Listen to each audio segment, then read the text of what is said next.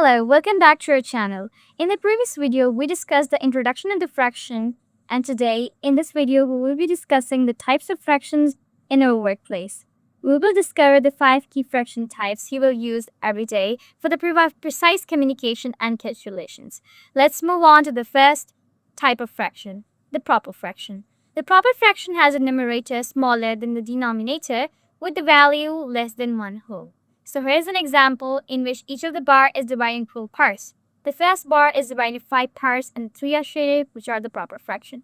The 2 of the bar are divided in 8 parts and the 5 to 7 pieces are shaded. So these all fractions are the proper fractions in which the numerator is smaller than the denominator.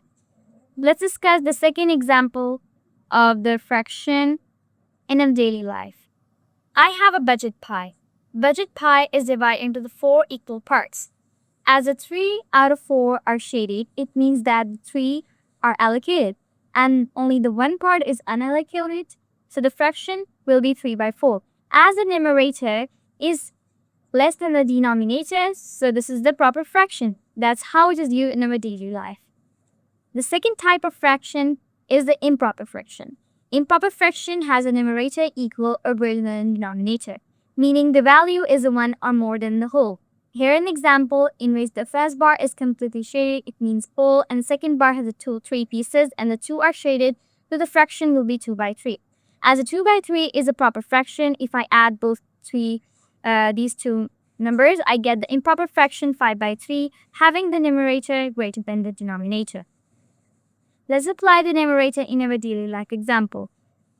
Inventory box. Inventory box, the 2 of the inventory box are fully used and the 1 by 3rd part is used, so the fraction will be 1 by 3. If I add the 2 whole boxes and the 1 by 3 fraction, the fraction will be 7 by 3. As the numerator is greater than the denominator, the type of fraction is the improper fraction.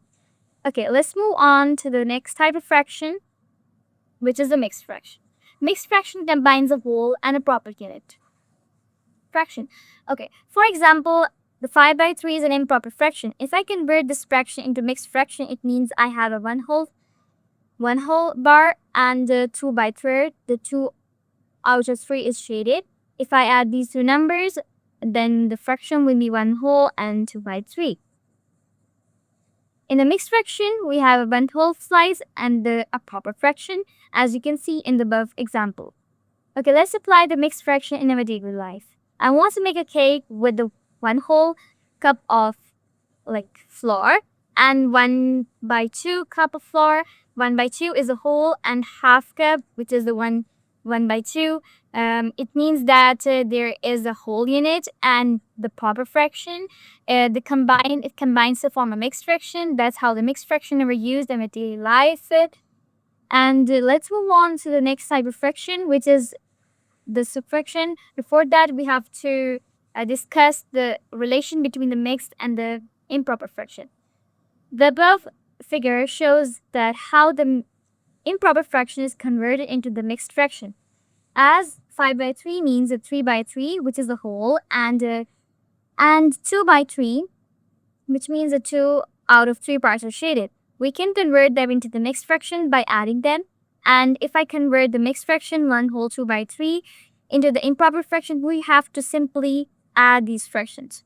We can convert them as needed to communicate and calculate, etc. The mixed fractions are used for precise communication and the improper fraction are used for the mathematical operations. The next type is equivalent fraction.